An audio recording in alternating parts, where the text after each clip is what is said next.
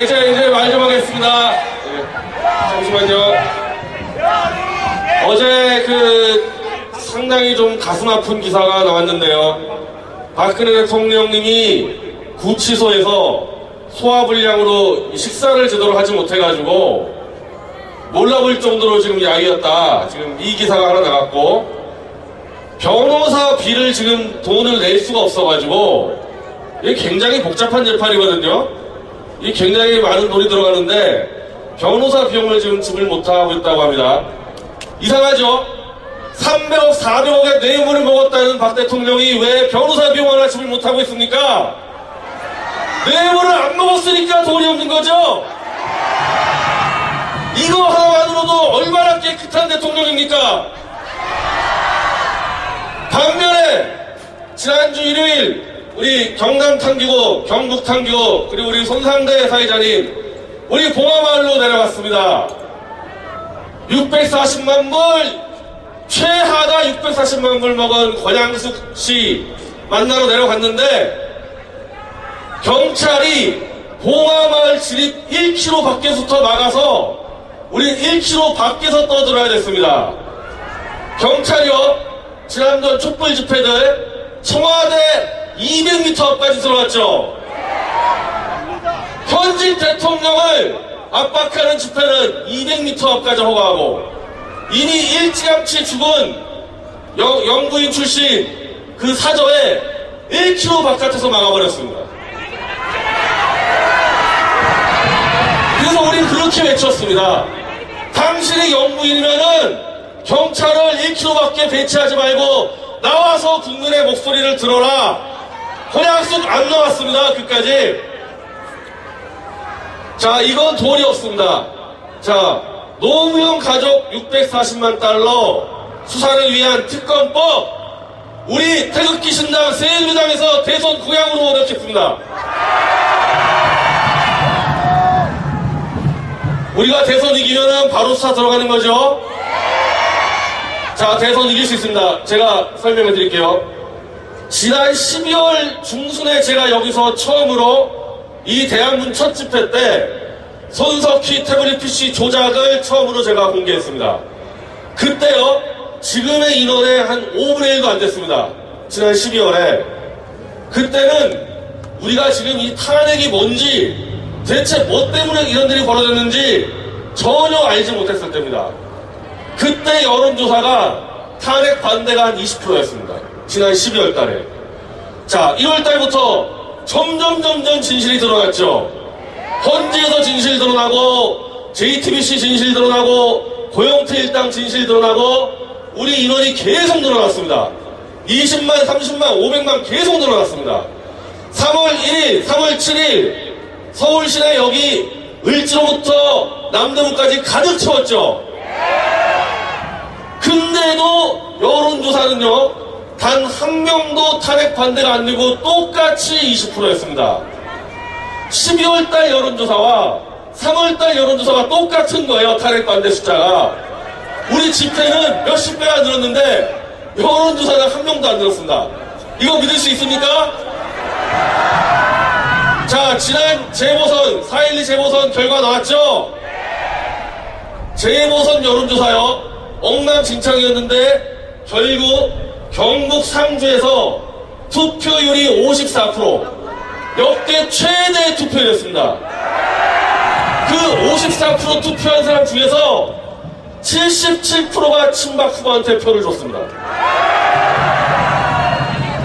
숨어있던 샤이보수 다 튀어나와가지고 박 대통령 억울함 풀려고 표를 다 던진 겁니다. 이렇게 돼버리니까 그 종편 브로커들 재보선 분석을 안 하고 있습니다. 재보선 결과에 대해서 분석을 안 하고 있어요. 할 말이 없으니까.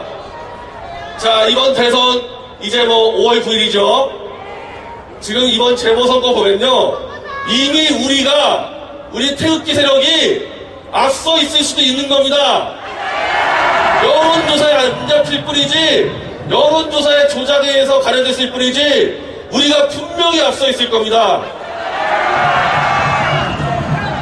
자, 지난 탄핵이요, 저는 해가 서쪽에서 뜨지 않는 이상 저건 절대 실패한다고 봤습니다. 처음부터 끝까지 다 조작이고 말이 안 되는데 해가 서쪽에서 떴는지 탄핵이 인용돼 버렸습니다. 지금 종편의 브로커들, 우리 태극기 세력이 대선에서 이기려면은 해가 서쪽에서 떠야 한다고 주장할 겁니다. 이미 해가 서쪽에서 떴습니다. 해가 서쪽에서 뜨면 누가 이기는 거죠?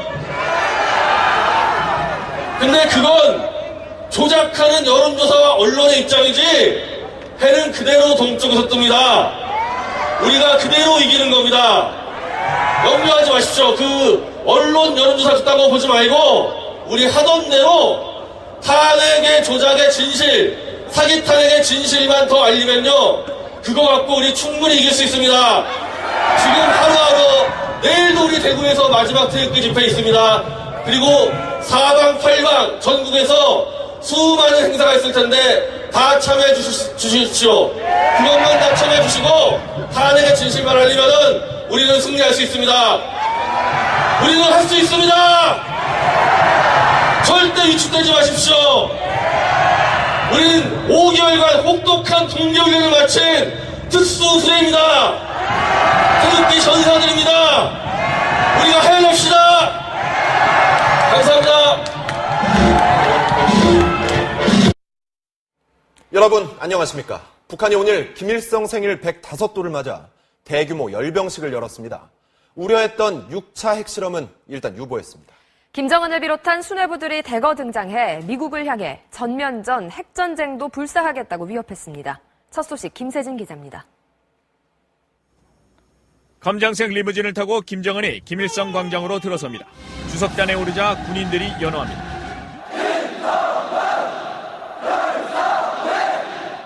화려한 칼춤을 추는 여군을 시작으로 열병식에 막이 오르고 김정은은 측근들과 담소하며 흡족한 표정이었습니다. 그러나 축하 연설에 나선 최룡해 당 부위원장의 발언은 강경했습니다. 북한은 이미 동방 핵 강국, 아시아의 로켓 맹주라며 전쟁을 피하지 않고 미국의 어떤 선택에도 기꺼이 대응해줄 준비가 되어 있다고 위협했습니다. 전면 전쟁에는 전면 전쟁으로, 핵 전쟁에는 우리식의 핵 타격전으로 대응할 것입니다. 하지만 핵실험을 강행하지 않았고 연설이나 성명에서도 여전히 미국의 선택을 강조했다는 점에서 더 이상 상황을 악화시키지 않겠다는 메시지를 던진 것이라는 분석도 나옵니다. 이런 가운데 숙청된 것으로 알려졌던 김원홍 국가보위상이 예전 계급인 대장 계급장을 달고 주석단에 등장해 일정한 처벌 뒤 복권됐을 가능성이 제기됩니다.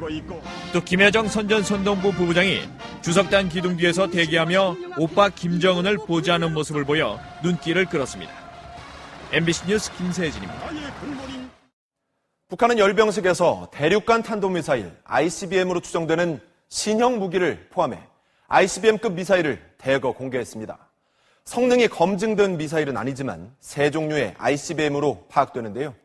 미국의 압박에 굴하지 않겠다는 뜻을 내비친 걸로 분석됩니다. 류병수 기자가 보도합니다. 열병식 후반부 북한 전략군의 미사일 행렬이 이어졌습니다. 이 가운데 트레일러 형태의 대형 차량이 원통형 발사관을 싣고 등장했습니다. 실물을 확인할 수는 없지만 군 당국은 북한이 개발 중인 신형 대륙간 탄도미사일 ICBM일 가능성에 무게를 뒀습니다. 중국의 둥펑 계열 이러한 대륙간 탄도미사일을 참조해서 많이 개발한 것으로 보여지고요. 특히 발사 차량 같은 경우에는 이러한 유사점이 많이 발견되고 있습니다. 군 당국은 고체 연료나 발사 후 재점화되는 콜드런치형 발사관에 담긴 ICBM이 실제로 맞는지 분석에 들어갔습니다. 열병식에선 또 지난 2012년 공개된 ICBM급 KN-08이 색깔과 발사 차량을 바꾼 채 다시 등장했고 8개 바퀴축을 가진 기존 발사 차량의 발사관에 들어있는 미사일은 북한이 2015년 선보인 KN-14로 추정됐습니다. 사실상 신형급으로 평가됩니다. 북한이 사거리 5,500km 이상 ICBM을 최대 3종류나 공개한 것은 일단 미국의 압박에 물러서지 않겠다는 의지를 드러낸 것으로 풀이됩니다. 다만 공개된 ICBM은 한 번도 시험 발사를 하지 않아 성능이 검증되지 않은 기종들입니다.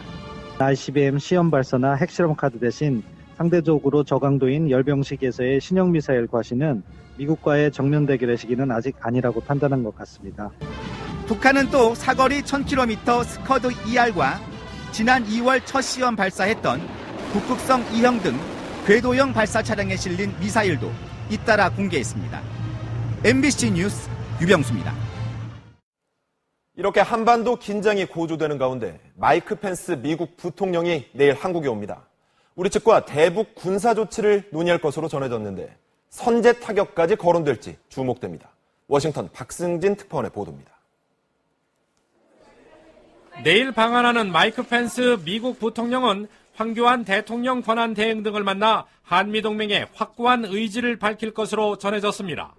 또 그동안 안보 수뇌부들과 검토해왔던 대북 군사 조치를 우리 측과 협의할 것이라고 미국 정부 고위 관계자가 밝혔습니다. 군사 조치가 선제 타격일지 아니면 방어적 조치일지는 아직 알려지지 않았습니다. 그러나 북한의 도발 위협이 선을 넘고 있는 만큼 경제 제재 조치와는 별도로 강력한 추가 군사 대응 조치는 불가피하다는 한미 간의 공감대가 있습니다. 이런 가운데 2달 넘게 검토됐던 트럼프 행정부의 대북 원칙이 전해졌습니다. 북한에 대한 고강도 제재 압박은 물론 이제부터는 적극 개입하겠다는 최고의 압박과 개입이 중심입니다. 트럼프 대통령은 이런 방안을 승인하고 시진핑 주석에게 협조를 요청했던 것으로 보입니다. We talk trade, we talk a lot of things, and I said the way you're going to make a good trade deal is to help us with North Korea. 군사적 조치와 김정은 체제 전복 방안은 포함되지 않았지만 그렇다고 완전히 배제되지도 않은 것으로 알려졌습니다. 중국의 노력에도 불구하고 북한이 계속 도발할 경우 제3국 제재 세컨더리 보이콧은 물론 대북 군사적 조치가 불가피할 거란 전망이 나오고 있습니다. 워싱턴에서 MBC 뉴스 박승길입니다. 미국의 군사적 압박은 계속되고 있습니다. 칼빈슨호에 이어 또 다른 항공모함인 니미츠호를 한반도 주변 해역으로 투입한 것으로 알려졌는데요. 주일 미군의 훈련도 부쩍 늘었다고 합니다. 도쿄 이동의 특파원입니다. 미국이 핵 항공모함 칼빈슨호에 이어 또 다른 항모 니미츠호도 서태평양에 추가 투입했다고 일본 언론들이 보도했습니다. 지지통신은 미 해군 관계자를 인용해 서태평양을 관할하는 제7함대 작전 지역에 칼빈슨뿐 아니라 니미츠호도 항행 중이라고 전했습니다. 여러 척의 항모가 한반도 인근에 파견되면 북한에 대한 군사행동 가능성이 커진다는 해석이 나왔습니다. 주일 미군 기지에선 최신의 스텔스 전투기 F-35B의 폭탄 탑재 훈련, 항공 전력의 일제 출격 훈련 등 전투에 대비한 공세적 훈련이 잇따르고 있습니다. 미 해군 특수부대의 지원선도 오키나와 나하군항에 입항했습니다. 北朝鮮の顔を遡って平壌に潜入などということがある。 아베 총리는 자위대를 찾아 대북 억지력을 강조했습니다.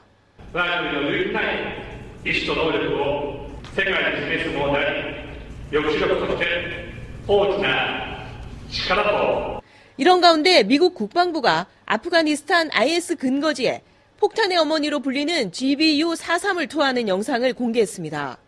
폭발 직후 마치 핵폭탄이 터진 것처럼 거대한 버섯구름이 피오르는 모습이 담겼습니다.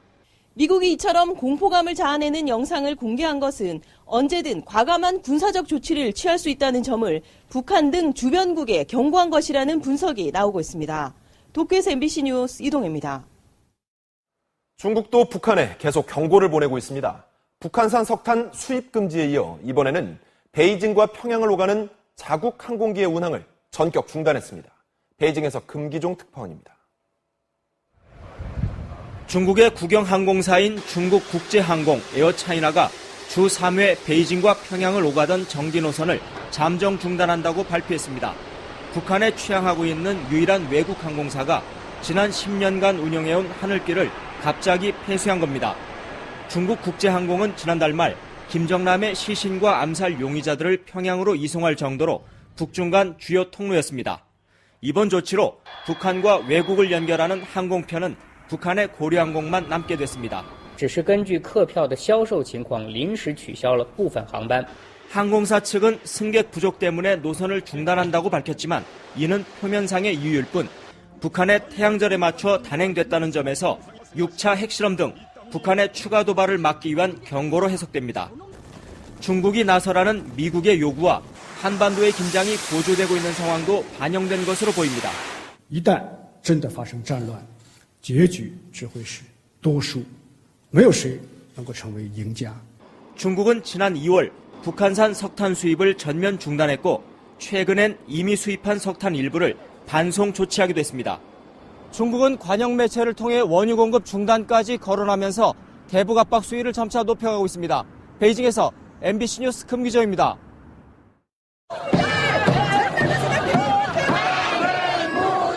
서울 대한문 앞이 태극기를 든 사람들로 또다시 북적입니다. 참가자들은 탄핵 무효와 박근혜 전 대통령의 즉각적인 석방을 외쳤습니다.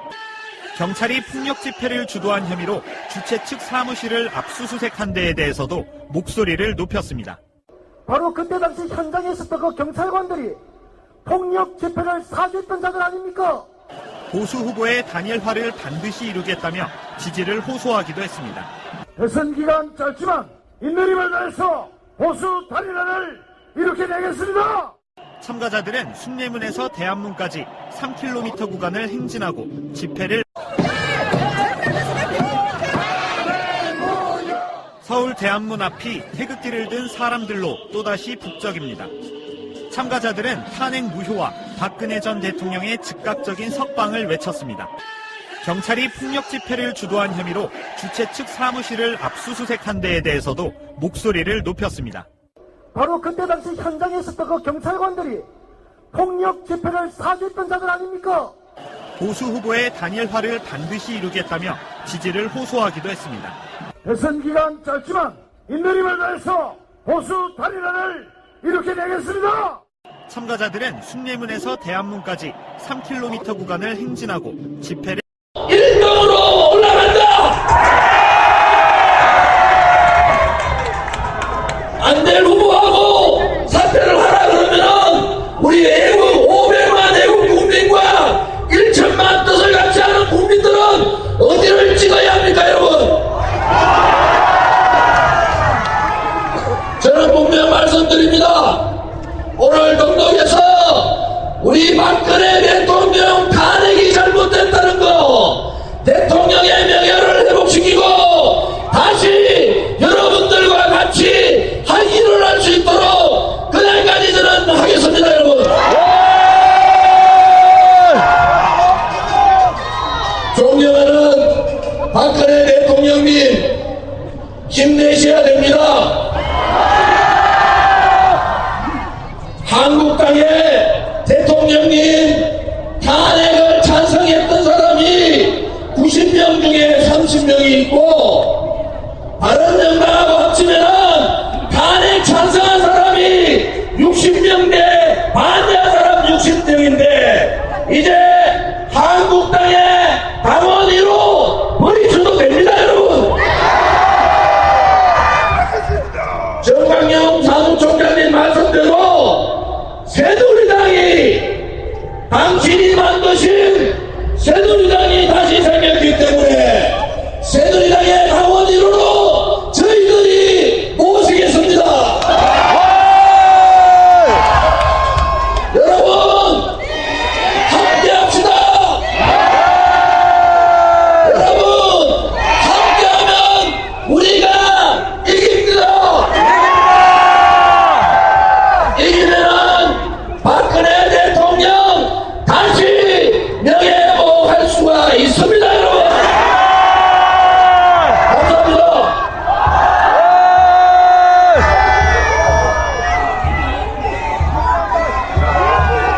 자, 저희 드릴게요. 검찰이 박근혜 전 대통령에 대한 공소장 작성에 들어간 가운데 국정농단 의혹을 처음 언론에 제보한 고영태 씨가 각종 개인 비리로 구속됐습니다. 박윤수 기자의 보도입니다. 지난해 최순실 게이트를 최초로 폭로했던 고영태 씨가 오늘 새벽 검찰에 구속됐습니다. 최 씨의 최측근으로 지내던 2015년 인천세관 소속 이모 사무관으로부터 선배 김모 씨를 세관장으로 승진시켜달라는 청탁과 함께 2천만 원을 받아 챙긴 혐의입니다. 여기에 불법 인터넷 도박 사이트를 운영하고 주식 투자 명목으로 지인들로부터 8천만 원을 받은 뒤 돌려주지 않은 혐의도 추가됐습니다.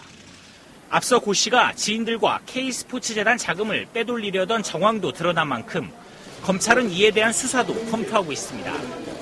고영태 씨는 최순실 씨의 국정 개입 의혹을 폭로한 내부 고발자로 이름을 알렸지만 이후 검찰 수사에서 개인 비리 혐의가 확인되면서 구속을 면하지 못했습니다. 이와 관련해 최순실 씨 측 이경재 변호사는 고 씨의 구속이 한참 늦었다며 검찰에 철저한 진상조사를 촉구했습니다. MBC 뉴스 박윤수입니다.